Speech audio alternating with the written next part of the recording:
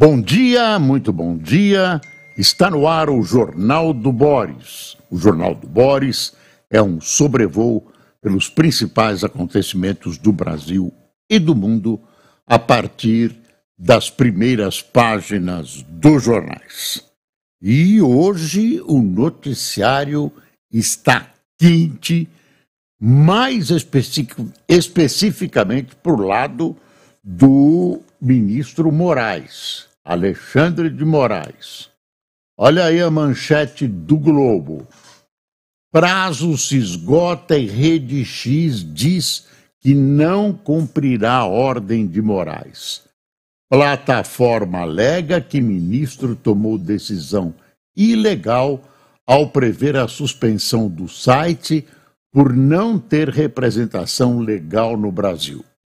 Olha, essa questão legal dessa decisão encontra apoio de todos os lados. Quer dizer, encontra apoio em um lado e outro. Isso que eu estou chamando de todos os lados. Alguns juristas acham, juristas mesmo, não advogados, juristas, acham que Alexandre está correto, outros acham que ele não está correto nessa atitude no que se refere ao cumprimento da lei. Mas é um problema político e um problema de caráter jurídico. Vamos ver o que vai dar. A questão é a seguinte: se você suspende o antigo Twitter, o X e a Starlink, que é uma outra empresa que Xandão castiga por causa do Twitter, e isso é considerado, tem dúvidas de caráter legal, você prejudica o consumidor.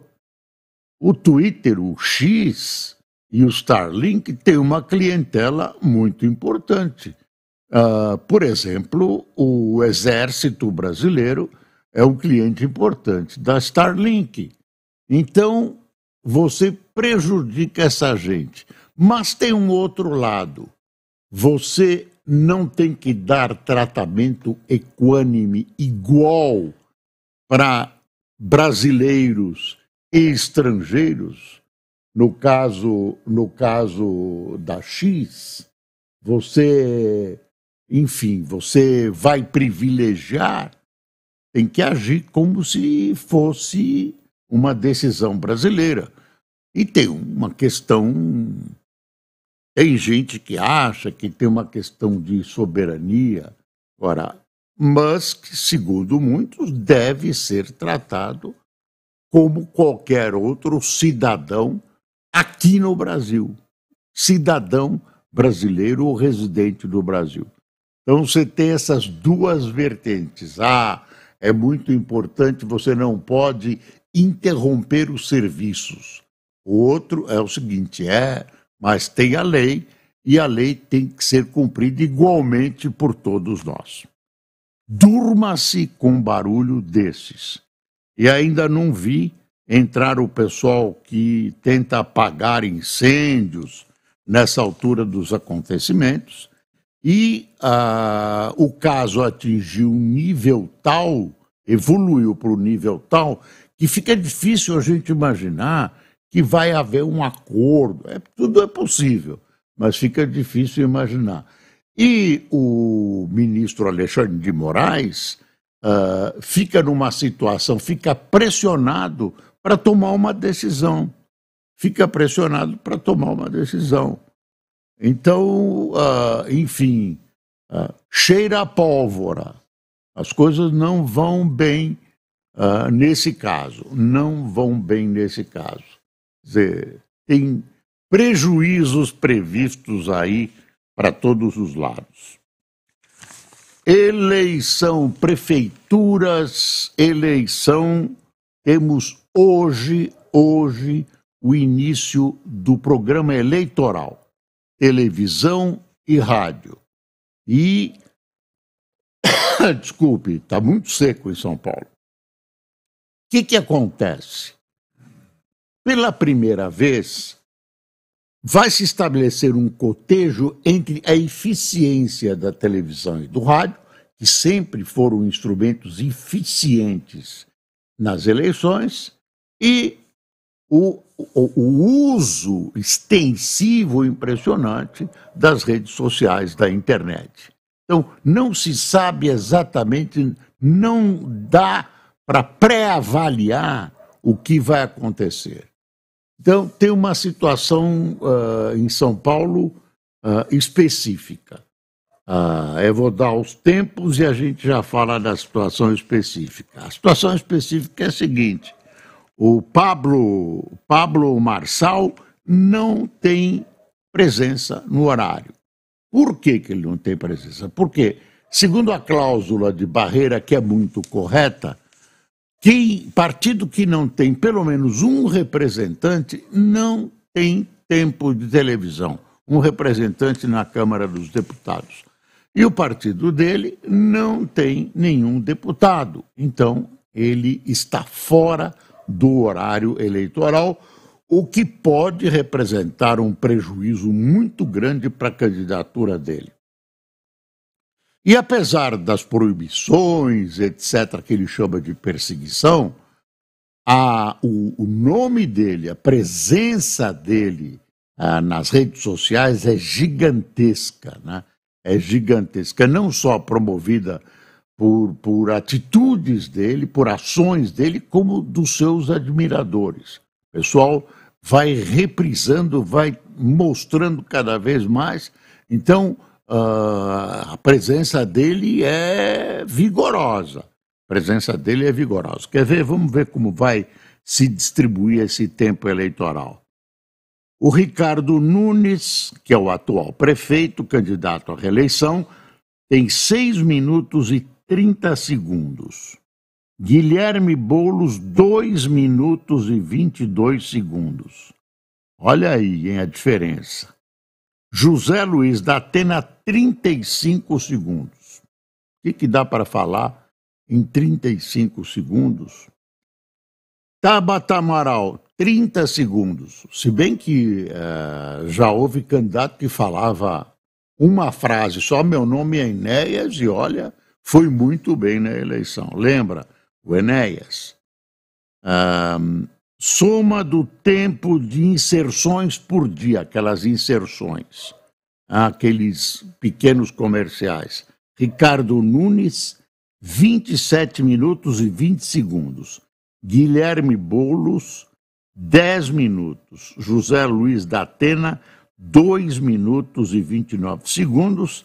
E Tabata Amaral, 2 minutos e 10 segundos. Esse é o pessoal que participa, né? Do chamado horário gratuito, que de gratuito não tem nada, é gratuito para os candidatos. Tem uma notícia aqui, essa oscilação do pessoal do Bolsonaro, essa aproximação com o Marçal, distanciamento vai e volta com o prefeito, não é uma...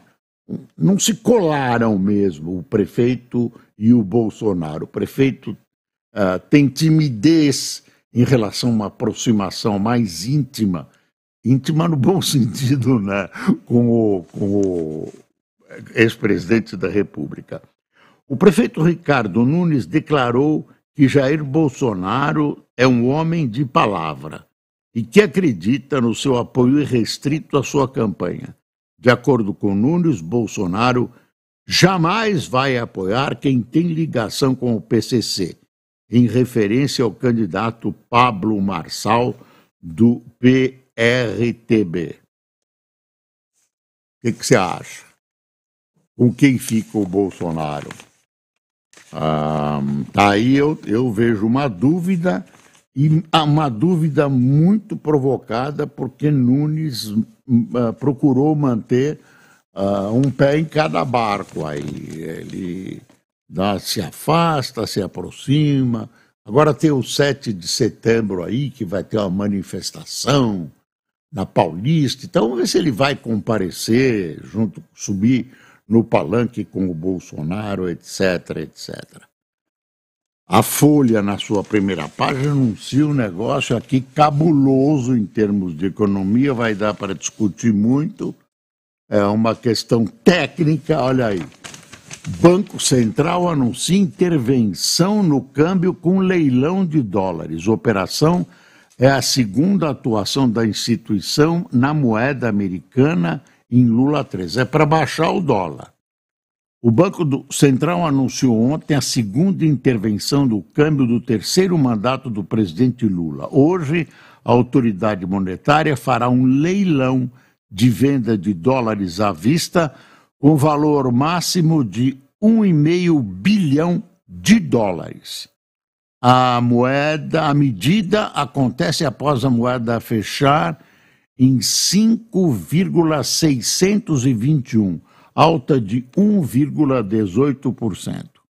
A decisão norte-americana também avançou em relação... A divisa norte-americana também avançou em relação à de mercados emergentes, puxada pelos dados da economia dos Estados Unidos e das apostas de afrouxamento dos juros.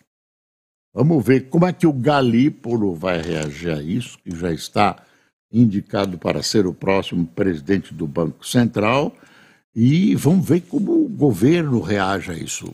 Realmente eu não consigo fazer uma previsão mais clara a esse respeito. Mas logo abaixo disso, aqui da primeira página da Folha, tem o Vinícius Torres Freire, num artigo chamado Dar um Tombinho no Dólar Caro. Aí ele escreve, ao começo do artigo dele, lá por junho e julho, havia gente graúda no mercado financeiro a dizer que o Banco Central precisava dar um susto no dólar caro. Essa conversa quase desapareceu. Seria de bom tom o Banco Central explicar a intervenção prevista para hoje. Não sou eu que não está entendendo exatamente o que está acontecendo, mas o Vinícius Torres Freire também pede essa explicação. Seria de bom tom o Banco Central explicar a intervenção prevista para hoje. Deixa eu ver aqui. Tem uma manchete do Estadão que é notícia na Folha. Quer ver? Há uma espiada nisso aqui, ó. Governo quer ampliar auxílio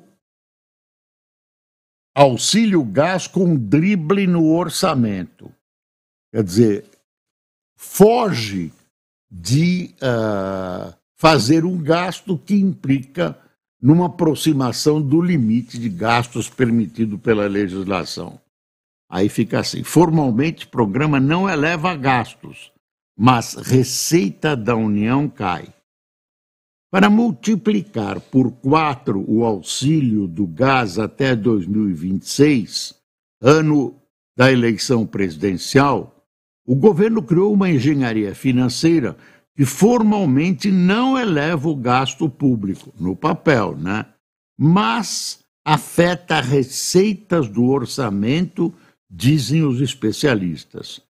O projeto de lei prevê que o programa rebatizado de Gás para Todos será operado pela Caixa, que poderá receber recursos diretamente de empresas de petróleo.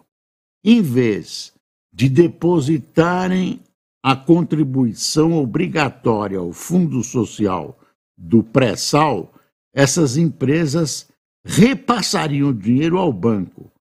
Para o pesquisador do INSPER, Marcos Mendes, parece uma repetição de governos anteriores que buscavam com métodos criativos de gastar sem que a despesa aparecesse na peça orçamentária. Com isso, o custo do programa saltaria dos atuais 3,4 bilhões para 13,6 bilhões em 2026.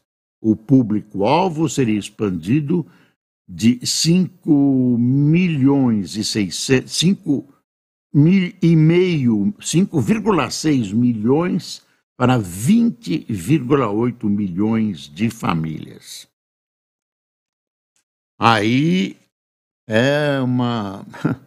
um amigo meu chamaria de gambiarra.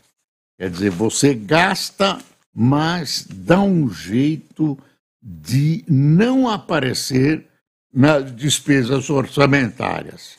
Agora, não tem jeito, o gasto é real. Sai da Petrobras, vai direto para a extração do gás, etc., mas não adianta, quer dizer, o gasto está feito. E um repórter que acompanhou o Datena, dá uma espiada aqui, ó. Meu amigo Datena. Datena se nega a pedir voto e diz sentir falta da televisão. Candidato do PSDB destoa dos aliados e alimenta postura de outsider durante corpo a corpo. Aí tem uma frase dele: eu tentei entrar com dignidade nessa campanha e pretendo sair com dignidade, eleito ou não.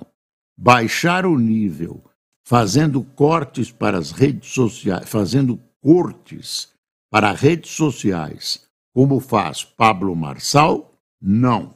Isso é absolutamente antidemocrático.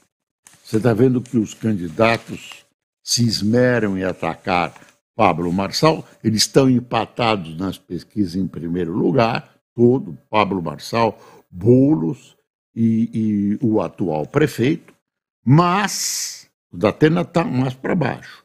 Mas a ideia é não deixar o Marçal levantar voo. E ele está levantando. Eles veem nele um perigo. Enfim, classificam ele de um monte de coisas. Você já deve ter acompanhado tudo isso. De anjo aí tem poucos, não tem quase ninguém. Ou não tem ninguém. Uns são menos anjo, outros são mais anjo. Tem uma notícia aqui que eles vão dar, alguns candidatos, eu quero ver, vão dar fazer um debate, receberem perguntas no quartel da Polícia Militar, hoje.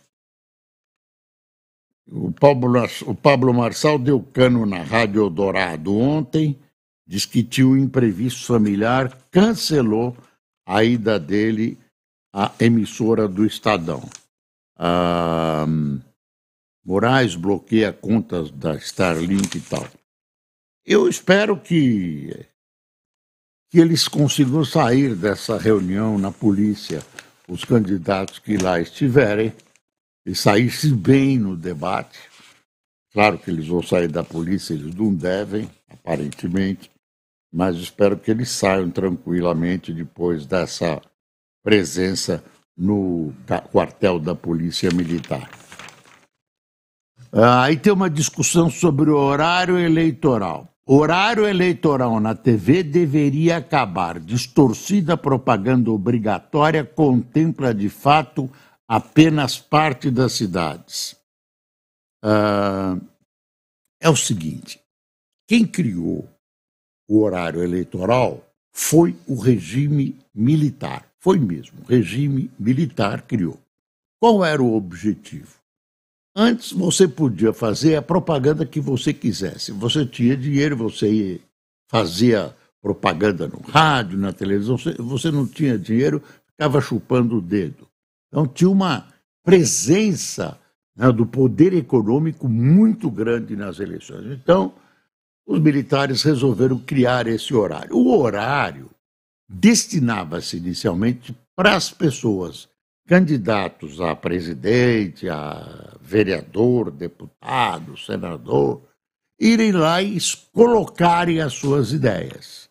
E aí, ou então promover qualquer coisa. Aí entrou a tecnologia, entraram os marqueteiros, e o programa virou um programa que muitas vezes nem o candidato aparece.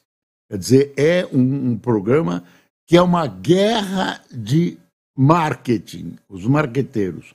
Não é mais aquela ideia inicial de o candidato ir lá ao vivo, ou ser inquirido, ou debater, ou colocar as suas ideias. Não, resolveram de outra maneira, e há aí uma distorção no horário eleitoral. Eu acho que ele ainda apresenta pessoas que não têm dinheiro para se apresentar.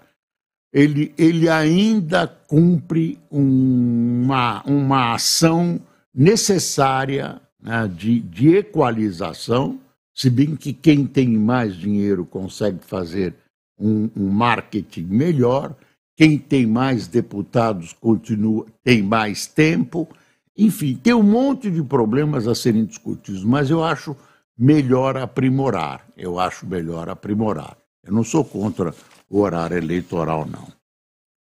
Editorial da Folha: Galípolo será teste para a autonomia do Banco Central. Olha lá, ele se identificou com o mercado e algumas vezes enfrentou posições do Lula. Então está aqui, indicado, terá de mostrar em atos a disposição de buscar a meta de inflação sem se curvar a pressões de Lula, que perderá um bode expiatório. O bode expiatório é o Roberto Campos, a quem Lula vive atacando. E aí, e se o Galípolo fizer as mesmas coisas? O Lula vai atacá-lo? Não sei. Claro que não. Vai arranjar um outro bode expiatório. Especialistas criticam tirar do ar a rede X ou X e punição a Starlink. Tem gente dos dois lados. Clientes acusam Marçal de enganação e lavagem cerebral. Influenciador e suas empresas foram alvos de ao menos 18 processos judiciais. Candidato do PRDB não comenta. Conhecido pelo império digital que construiu graças às suas mentorias, o influenciador Pablo Marçal, hoje candidato à Prefeitura de São Paulo, costuma dizer que mudou a vida de milhares de pessoas. Parte de seus consumidores, porém, o acusam de enganação, lavagem cerebral e cobranças indevidas e falhas na entrega dos produtos. E vai por aí adiante. No horário gratuito, parece que há um acordo informal, de eles não tocarem muito, pelo menos, do Marçal, que não vai estar presente, que é para não inflar a imagem do Marçal. Olha, ainda em eleição, Lula terá teste de força em segmentos visados por bolos. Pesquisa Datafolha mostra dificuldades do presidente em grupos do eleitorado como mais pobres e evangélicos.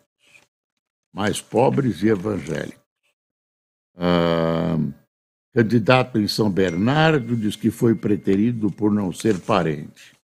Tem uma notícia aqui da CNN, da Câmara. A gente tem que cobrir, apesar das eleições. Olha aí, CNN Talks. A CNN, botar de novo aqui. CNN Talks. A CNN Talks, Caminhos para o Crescimento, realizado nesta quinta-feira em São Paulo. Não está a Câmara. Eu achei que era a Câmara aqui. Não é. Tem uma notícia da Câmara que participou de um programa. Eu achei que esse programa era o da Câmara.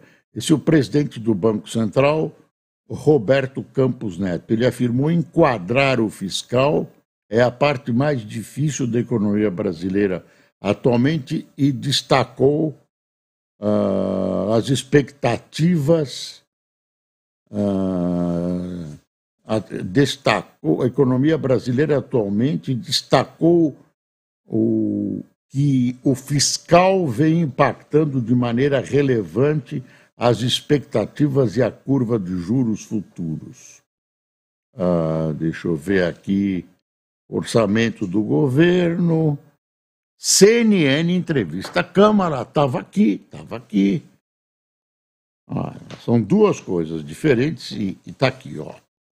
A vice-presidente dos Estados Unidos, Kamala Harris, em entrevista exclusiva à CNN, ofereceu uma explicação mais abrangente sobre o motivo de ter mudado algumas de suas posições. Por exemplo, sobre exploração de petróleo e imigração. A Dana Bash, da CNN, Kamala disse que seus valores não mudaram, mas que seu tempo como vice-presidente forneceu uma nova perspectiva sobre algumas das questões mais urgentes do país. Questionada sobre sua posição em relação à guerra Israel-Hamas, Kamala reiterou seu apoio a uma solução de 2 estados entre Israel e Gaza. A guerra é a questão de política externa mais tensa que o país enfrenta e tem estimulado uma multidão de protestos nos Estados Unidos desde que começou em outubro. Tá aí. Deixa eu ver. Tem aí a CNN dizendo que ela vai fazer uma série de programas onde os candidatos serão ouvidos. Tem uma coisa interessante aqui, é um anúncio, mas eu vou mostrar para vocês. É um anúncio do grupo Silvio Santos. Agradecimento. A família agradece o conforto e tal. Diz assim, ao mesmo tempo, reiteramos que permanecemos fortemente unidas no sentido de levarmos adiante a exitosa obra construída com tanto esforço, trabalho e dedicação pelo nosso pai. Aí assina Família Abravanel. Iris, Cíntia, Silvia, Daniela, Patrícia, Rebeca e Renata. Tá aí um quarto de página quase. Falando em página, no dia 1º, a Folha de São Paulo vai mudar, vai virar um tabloide igualzinho ao Estadão, daquele tamanho, menorzinho e tal. A medida pode acreditar, para economizar papel. O jornal tem que fazer algumas alterações. Não, vai ficar mesmo. Não, é para economizar papel. A candidatura de Caracas e Manágua ao BRICS vira constrangimento para Lula. China e Rússia propõem categoria de parceiros do bloco e defendem aliados da América Latina. Olha o Maduro. Maduro manda recado a petista com alusão a pleito no Brasil. Maduro mandou dizer para o Lula, disse que quando teve eleições no Brasil ele não se meteu. Ele não usou o nome do Lula, mas está claro que é um recado para o Lula. Deixa eu ver aqui mais. Brasil reativa análise para concessão de vistos aos afegãos.